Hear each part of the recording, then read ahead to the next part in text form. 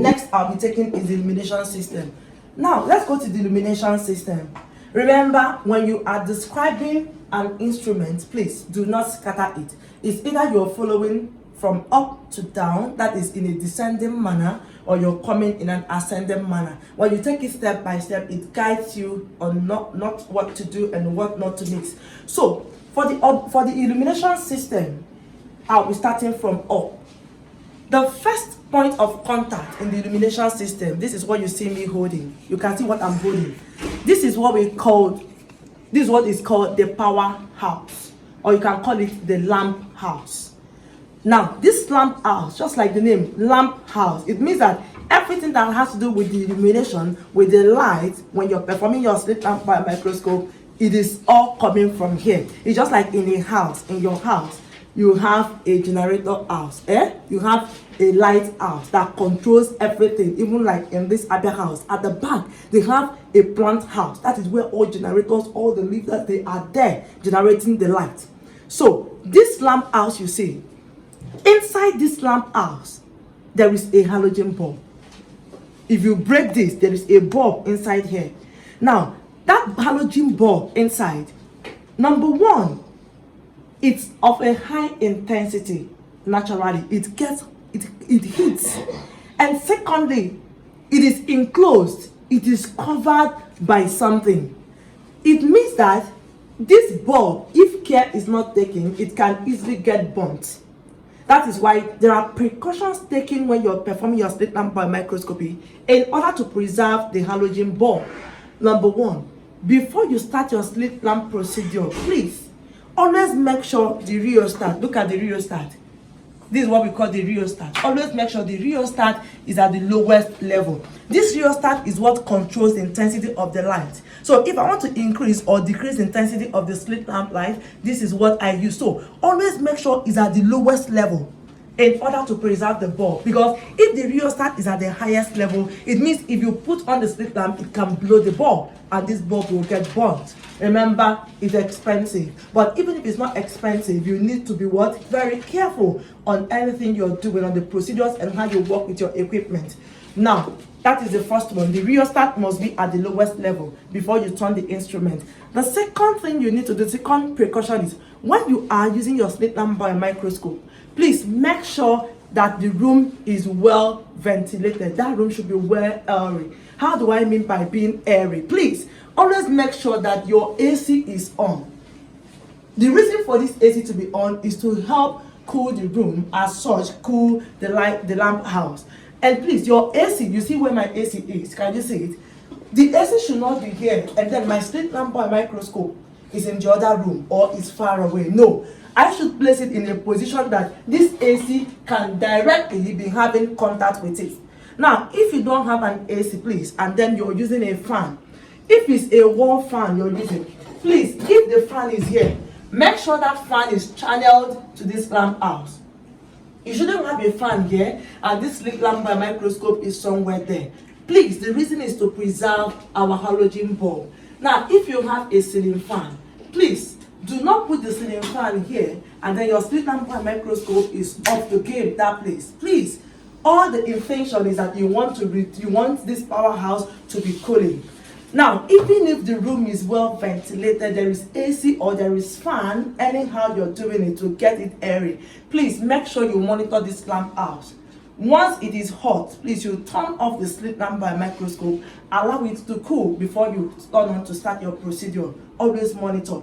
Now, that is for the powerhouse. Now, some equipment comes with a LED. What I mean with a LED is that LED now helps it to do what? Not to get very hot. That's why, like, this instrument came with a LED. So if we're performing our procedures, you're going to see that it takes a long time before this instrument can get hot.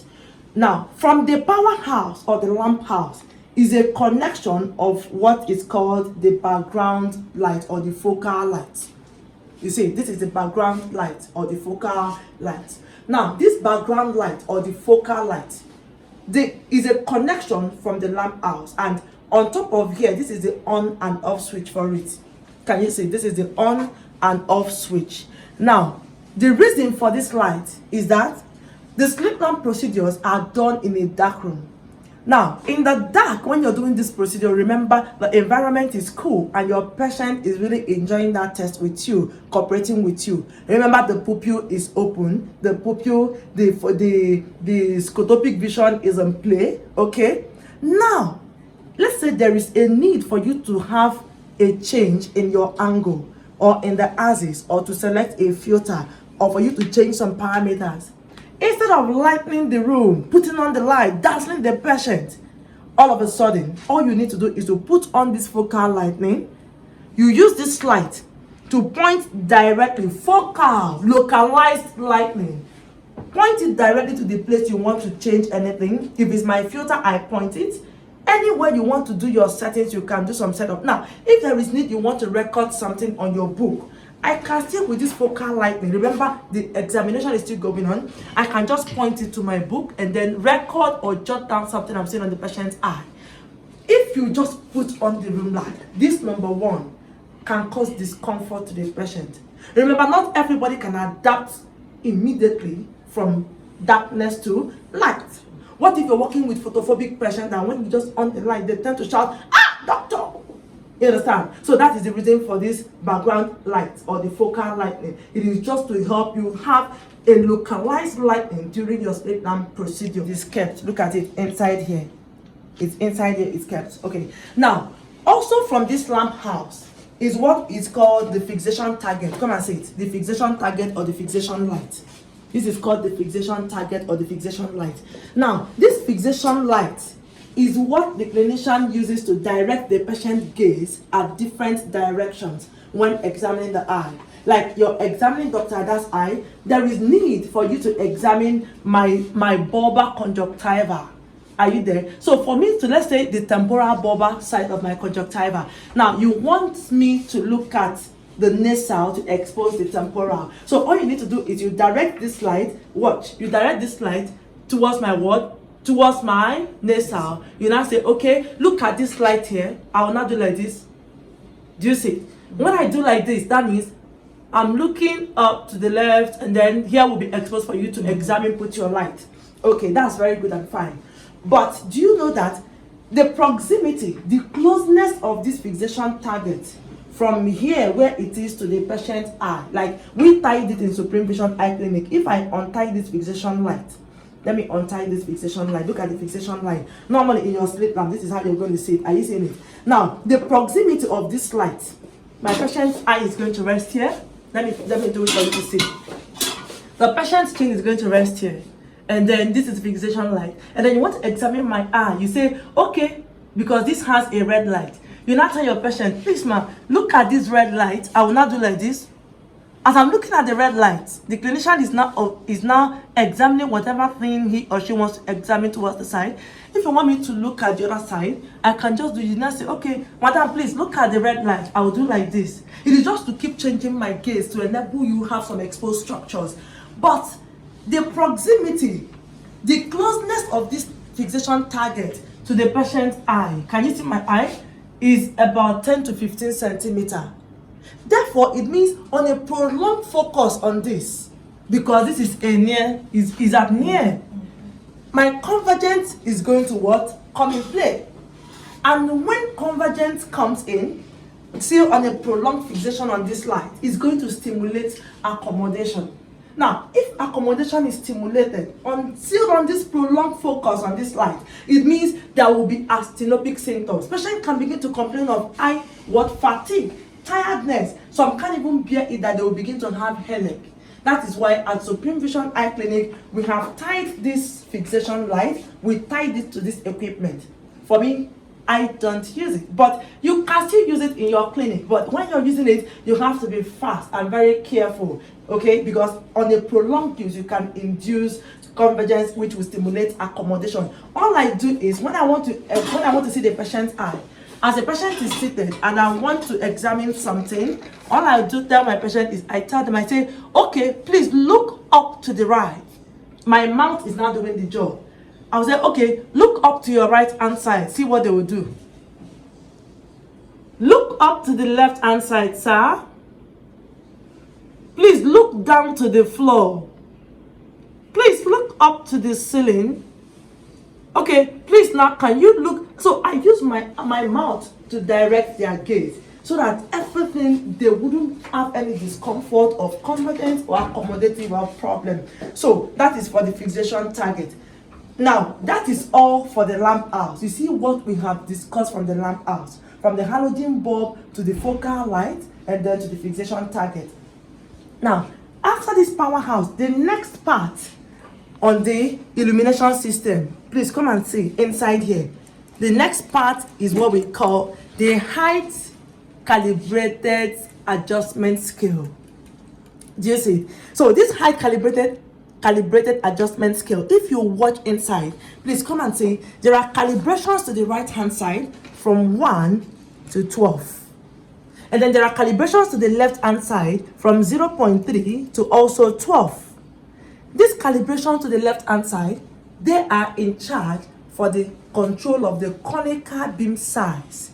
If I want to increase or decrease the conical beam, because the conical beam is a circular light, is a round beam of light. So for me to increase or decrease the size, I'm going to use the calibrations to the left hand side. Now, when I'm working with a slit, you have seen a slit like a line, and I want to increase or decrease the height of the slit, I'm going to choose the calibrations towards the right hand side. But some equipments don't have this conical beam calibration.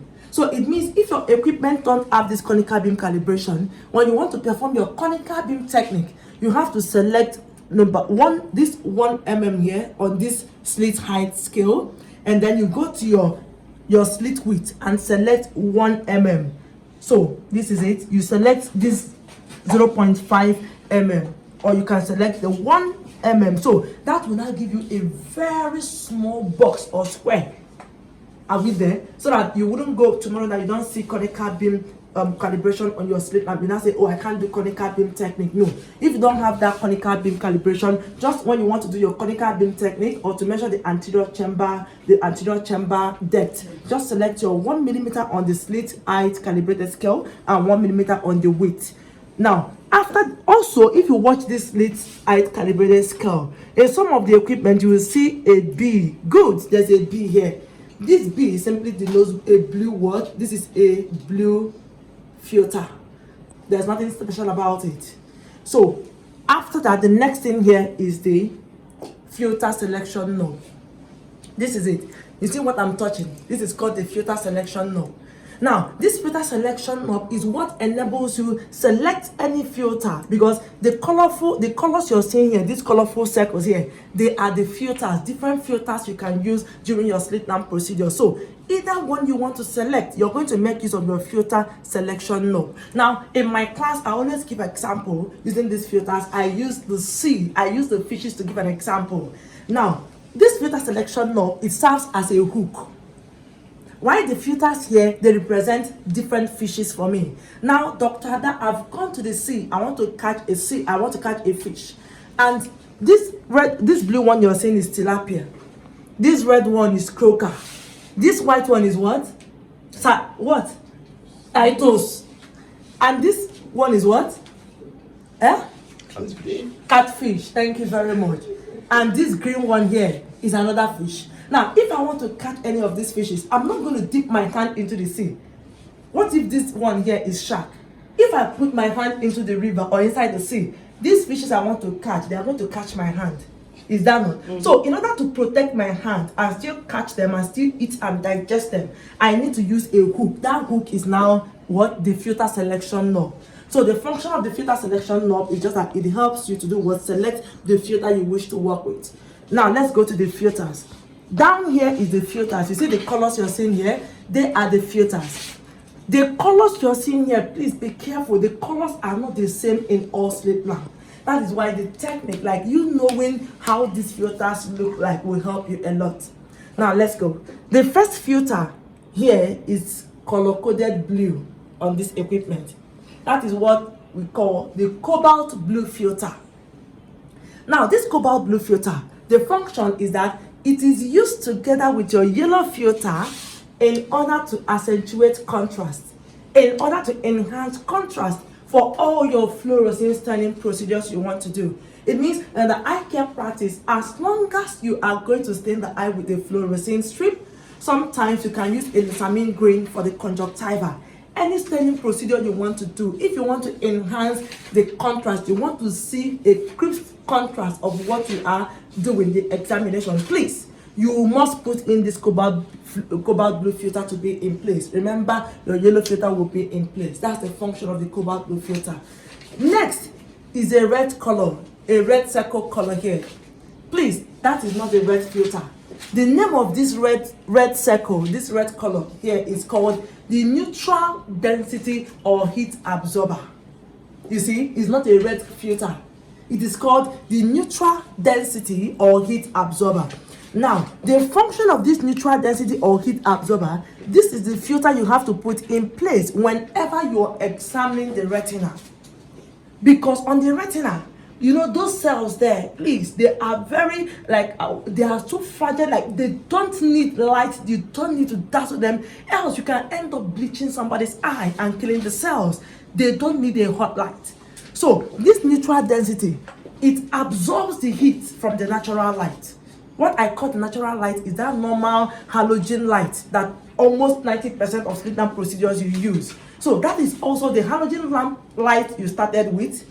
But when I am now on the retina, I will slot in my neutral density filter. Immediately you slot in this neutral density filter, what it's going to do, it absorbs the heat from the natural light. Now, despite the fact it absorbs heat from that natural light, at a particular retina point or location you are examining, please, we don't want you to waste time. At least 5 to 10 seconds, you are out from that point to another point, and then later you can come back, so that you wouldn't have it in mind, oh, the neutral density is going to absorb all the heat, and then you go and spend lots of time at a particular retinal location. But just know that the function of this neutral density is that it helps to absorb heat from the natural light, and it's used when you're examining the retina. Now, the next filter here, this is called the natural filter, or you can call it the unfiltered filter or the normal light. If you watch here, it is just a white circle. Now, this is a normal halogen light that comes from the Slit Lamp Biomicroscope. Now, when you're performing your techniques, over 90% of the techniques, anytime you say you're working with the Slit Lamp Biomicroscope, this is where this filter should always be. What takes it off from here is when there is now need for you to now use other special filters, all these other ones surrounding it. After that normal filter, the next filter here, you will watch it, is not as white as this, is a gray circle. That is what is called the half tone or 10% gray.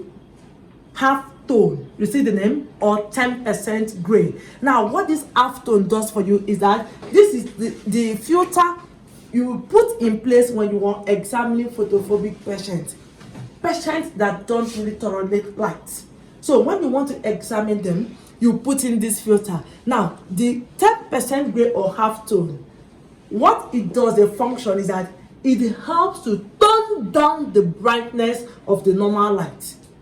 Remember, I always make it very, very like differentiated from neutral density, because sometimes people mix it up during practical. Neutral density filter absorbs the heat from the normal light. The 10% gray or half tone, it tones down the brightness of the natural or normal light.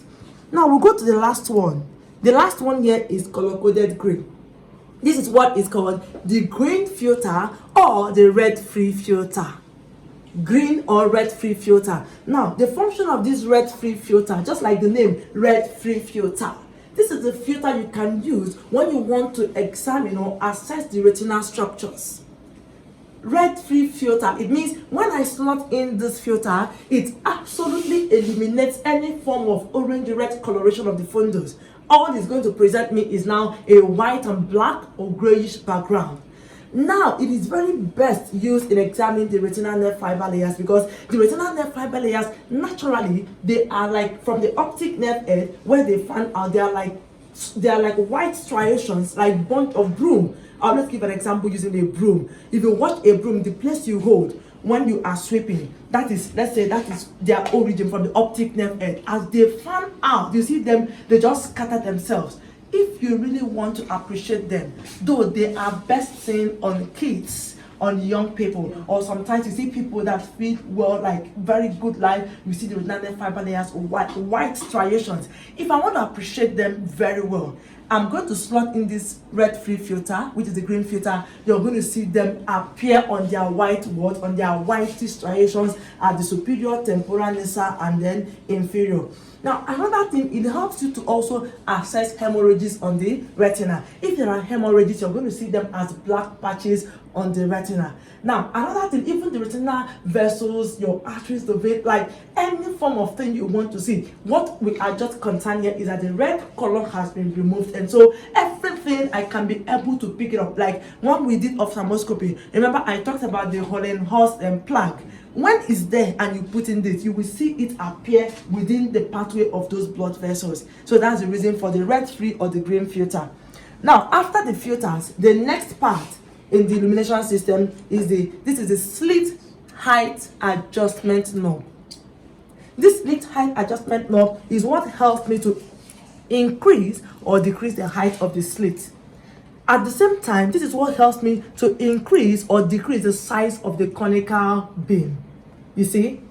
Now, after this slit height adjustment knob, next is what is called the slit axis calibrated knob.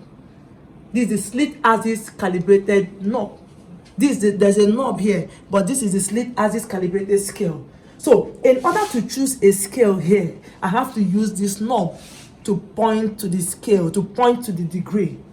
Now, let's go to the scale. On this scale, the scale is calibrated from 0 degree to 180 degrees. Have you seen it from 0 to 180 degrees? And for all slit lamp procedures, you have to make sure that this knob is positioned at 90 degrees. If this knob is not positioned at 90 degrees, that means when you are looking at the slit on your patient's face or nose bridge, your slit is going to be tilted. These are some of the things you have to take cognizance of. Sometimes you say, oh, my slit is like this, it's slanted, but everything is normal. Check your slit axis rotator.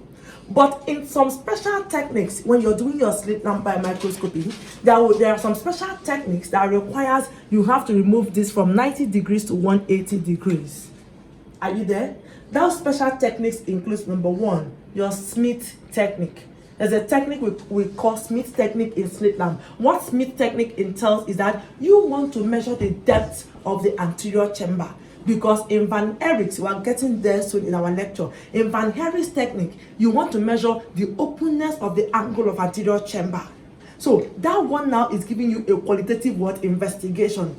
But at the same time, you still want to measure the depth of the anterior chamber to get a quantitative analysis. So when you want to do that, you have to position your slit axis rotator to 180 degrees. Now, also, another time when you can position this to 180 degrees is when you are dealing with contact lens patients. Toric contact lens fitting is a special form of technique in contact lenses that you now want to prescribe a toric contact lens to a patient.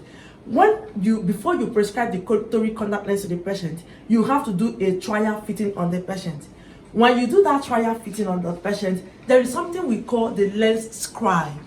This lens scribe, it is in all toric contact lens fittings. The lens scribe is not the axis of the patient's correction. It's not the axis. You see a mark on contact lens, in toric contact lenses. That is not the axis. But rather, that lens scribe is what guides you, the clinician, to be able to know the extent of rotation of that contact lenses and then what you can compensate for. When we get to contact lenses, when I teach contact lenses, you're going to see what I mean by lens scribe. So you have to rotate this slit axis rotator to 180 degrees in order to detect the lens scribe, and as well know the rotation, the extent of rotation of that contact lenses on the patient. Now, another thing that will make you to rotate this slit axis rotator to 180 degrees is during your slit lamp procedure, when you want to assess the lacrimal prism. See, your lacrimal prism, the tear film, your lacrimal prism, or the tear meniscus. Remember, the tear meniscus, see, it lies down there on our ward directly, almost at that eyelid. You see a pool of tears. But as you're looking at me, it all seems transparent because tear is transparent. So if I want to assess your tear meniscus, the height of the tear meniscus. I'm going to stain your eye. When I stain the eye of the patient, I'll put in my cobalt blue filter and then put in the yellow filter. If I leave this at 90 degrees, it means it's going to be straight like this. So it will just give me a little central portion to examine at a particular location. But we rotate this slit axis to 180 degrees. When I rotate it to 180 degrees, that my long slit is now going to lie horizontal. And when it lies horizontal, it will now be placed on that tear meniscus. When we get to that test, I will still teach us how to assess the height of the tear meniscus. Not only the height of the tear meniscus, when you have determined the height of the tear meniscus, you can also measure the height of the tear meniscus. Those things, they are special packages that you can see when we do our diagnostic test. Remember, at the beginning I said you can use this to assess the tear meniscus height, you can use it to measure the tear meniscus height, and etc. Your tear breakup time. We are going to do those tests. So that's the reason or the purpose for the slit axis rotator. But else, outside those special tests, it should always be at 90 degrees. After this slit axis rotator, the next thing you're going to see is the diffuser. This is the diffuser. This diffuser, look at it, is just a ground plate. You see it, a ground plate. And the function is that it is used during your diffuse illumination technique in slit lamp biomicroscopy, because during your illumination techniques, we have the diffuse illumination technique, which is the first we are going to be starting with in our practical. So once you are doing a diffuse technique, you must put in your diffuser. Is this diffuser? This is what those days people will get a paper or a cellophane, something to just broadly distribute the light. What this does is that without the diffuser, because diffuse technique, you want to examine the external adnesia. So I want to see everything at once. If I don't put this diffuser, it means the slit lamp is just going to give me a focal light, a round focal light. But once I put the diffuser does what? It broadly spreads the light all over the surface of the external eye structures. I can be able to have a proper examination. Now, if your diffuser or you don't have a diffuser or yours is broken, please, this was manufactured by Dr. Felix Olafisoye and we still have more in stock. So you see, things are made easy. That's why life as technology is going, things keep on, nothing is constant. When we see a deficient, we make up so that everybody can still be in the game as we move. So I put this diffuser back. Now, this after the diffuser, the next thing is now the reflecting mirror. Look at the reflecting mirror. You see this reflecting mirror, you can as well detach it. You can also remove the reflecting mirror.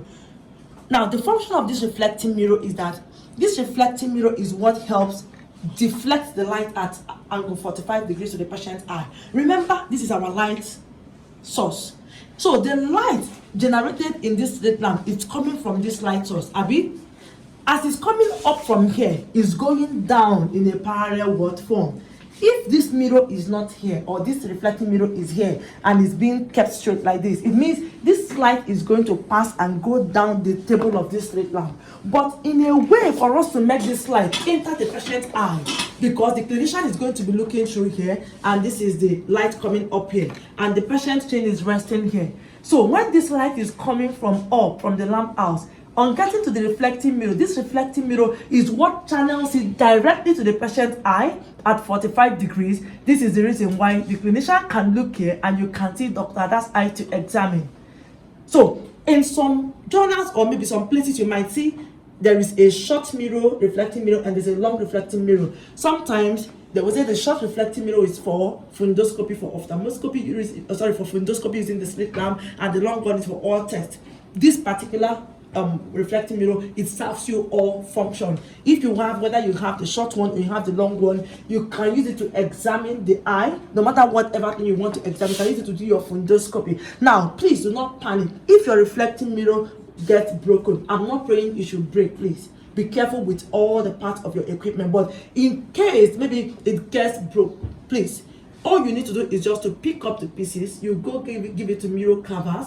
They will just carve exactly the same shape with the measurement of this, then you can fix it back. So that's all for the reflecting mirror.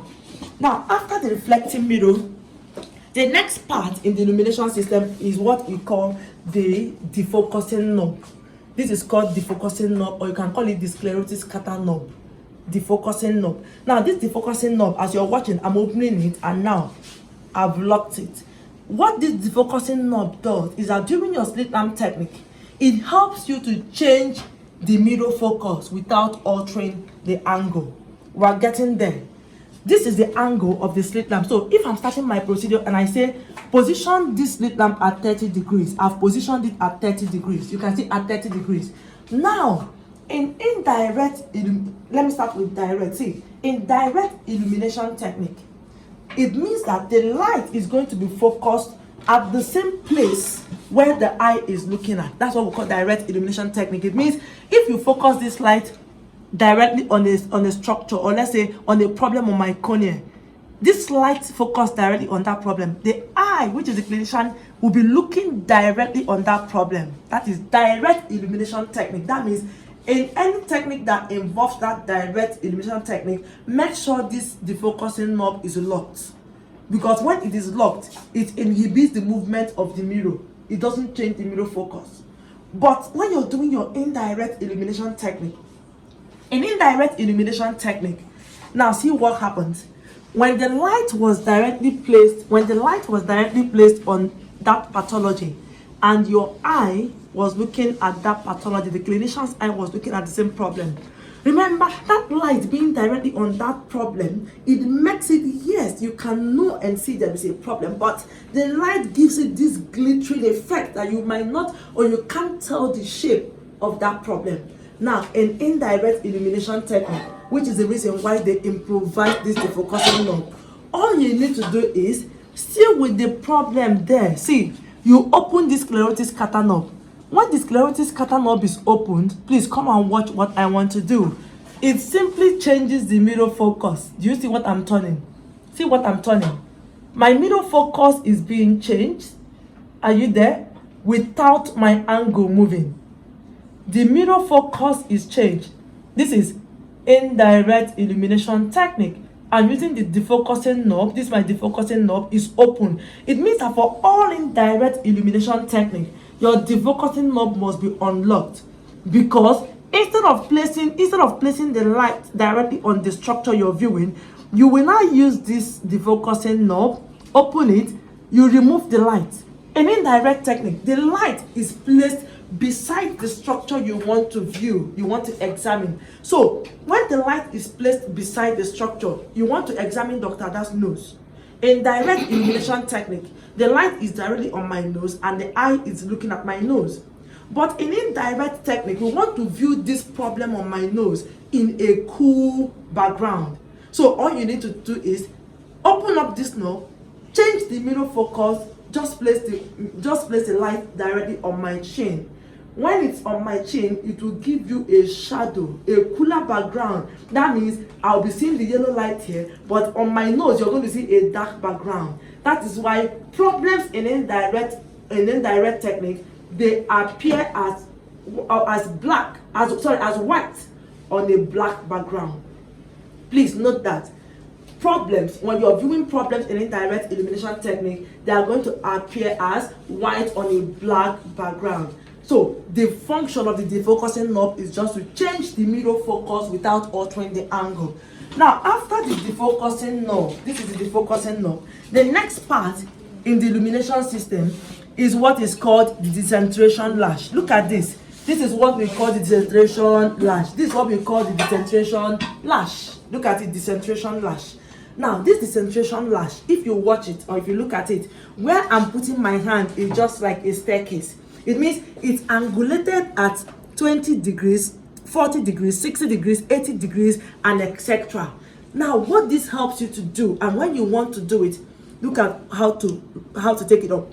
Can you see it? You press down on this, hold your hand on the slit lamp, you take it up like this.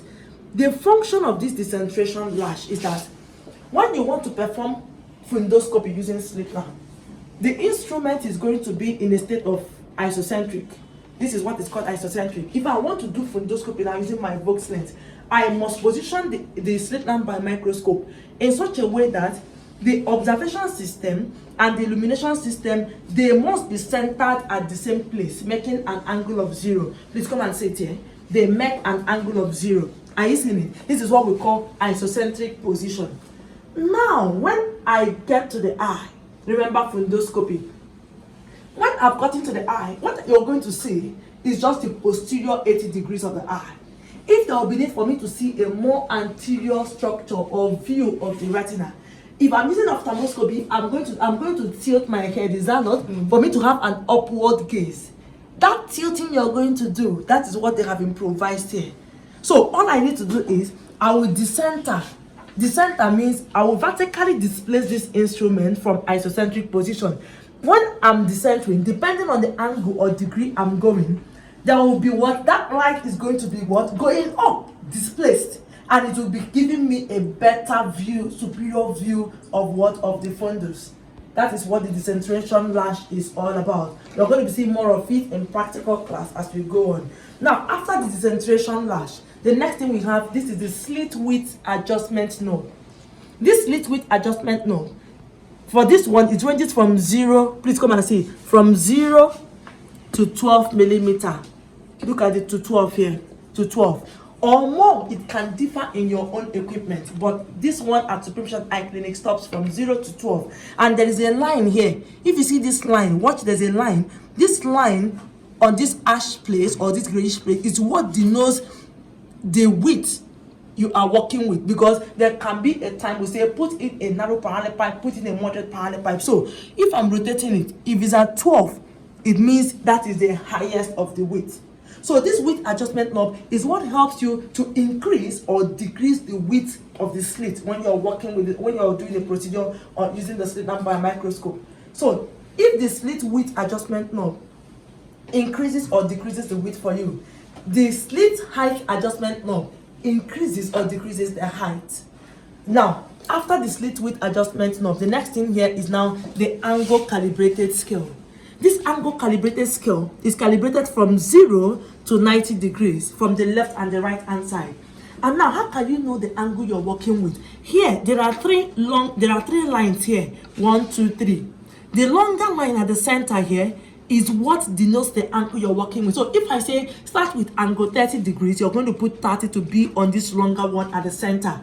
Are you seeing it? So this is the angle calibrated scale, and this angle calibrated scale is calibrated in 5 degree steps. So this means this is 0 now. After 0, this is 5 degree, 10 degree, 15 degree, 20 degree, and then etc.